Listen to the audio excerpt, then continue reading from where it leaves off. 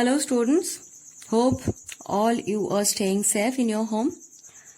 So in the previous video we have calculated the path difference, phase difference, resultant amplitude and intensity for Fraunhofer diffraction due to single slit. Okay, today we will do the rest part. Rest part means what is left actually. Today we will find out the conditions. Today we will find out the conditions for secondary maxima. Okay, so how we can get that? So here is the picture. In the previous video I totally have discussed about this setup, and after that we have calculated so many things. This is the central maxima, that I0, and those are the secondary maxima. Okay, there is the diffraction pattern on the screen. So we have calculated the form of resultant amplitude, which was actually A sine alpha divided alpha, and from that we got the intensity, which is basically the square of the resultant amplitude, which is A square sine square alpha divided by alpha square. Okay, here alpha, as you know, pi d sine theta divided by lambda.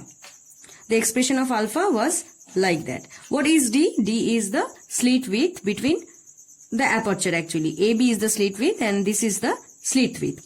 Okay, through which the diffraction actually occurs. Okay, today we will find out the condition of secondary maxima. We have already worked out the conditions of minima and conditions of central maxima. Okay, so how we will get that?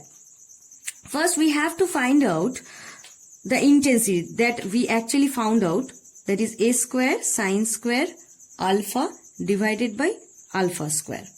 Now what is the condition of getting secondary maxima? Okay, so let's start. So for the condition of secondary maxima, whenever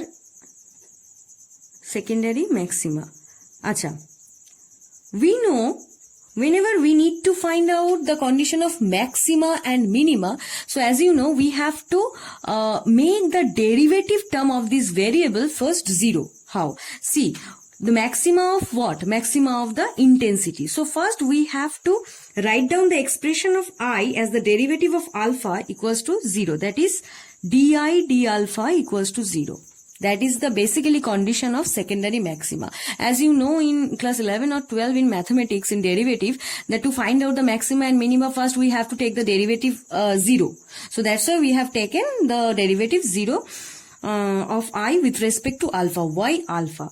See, we have to find out the conditions for secondary maxima for which variable? For actually alpha. That means for which value of alpha we will get I as secondary maxima. That we have to basically calculate. Okay. How we can find out that? I have told just right now, di d alpha, we have to make it 0. So first let's do the derivative. Here, let me tell you one thing. Here, the expression of I is in the format of u by v. Okay. So, as we all know, derivative of u by v, first v will be taken as the denominator by squaring it. So, let's do the derivative. Di d alpha. So, what is the v? The denominator is alpha square. So, we will square it.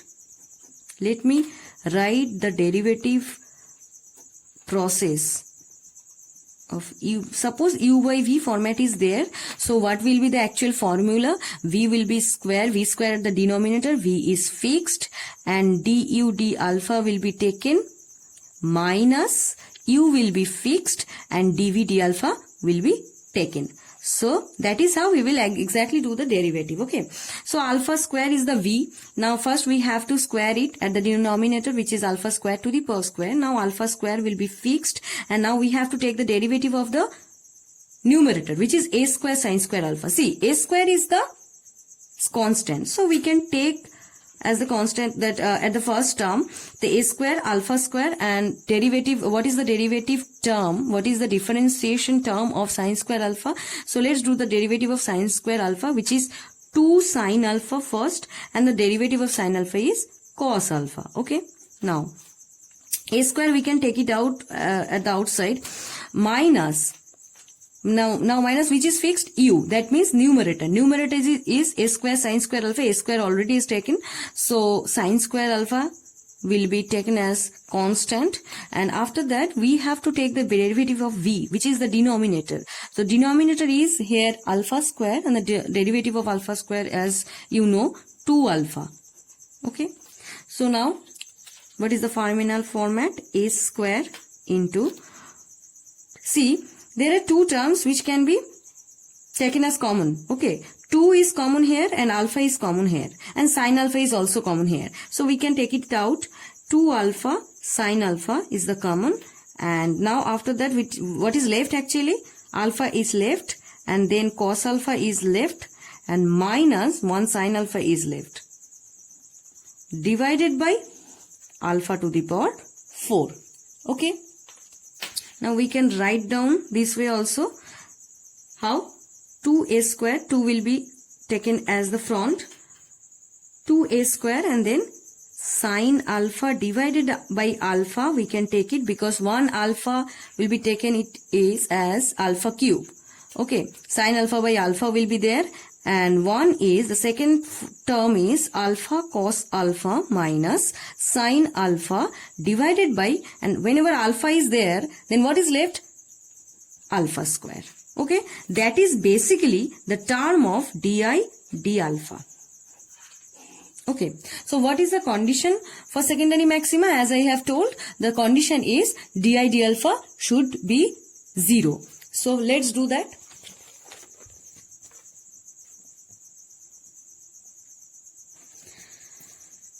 Di as di d alpha equals to 0. So the term is basically 2a square, and after that sine alpha divided by alpha, and then alpha cos alpha minus sine alpha divided by alpha square equals to 0.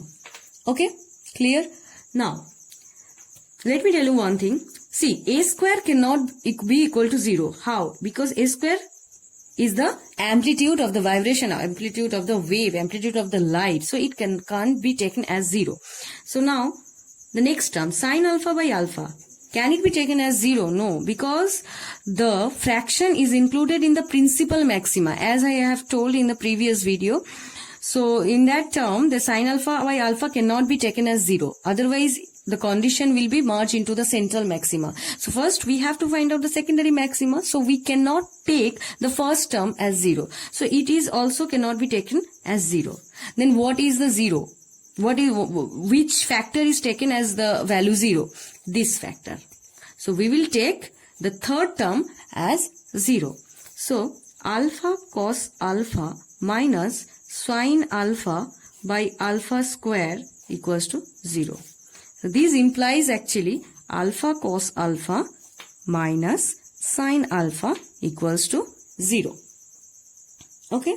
Now alpha cos alpha equals to sine alpha, and from that we can write basically alpha equals to tan alpha. Okay. So then what is the actual condition of secondary maxima? This is basically the equation number 1 you can take as the name of this equation. So this equation is the basically condition for secondary maxima. So first I have told that first we have to find out for which value of alpha we will get the secondary maxima condition. Okay. So this is not exactly the value. So it can be treated as the curve. How? See, if we can separate this equation like y equals to alpha, and after that y equals to tan alpha, then we can merge it. So as we know, as y equals to alpha can be taken as a straight line, and y equals to tan alpha will be like this,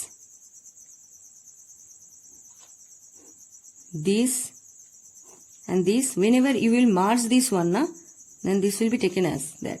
So that is actually that coinciding point, the intersecting points are the positions of alpha.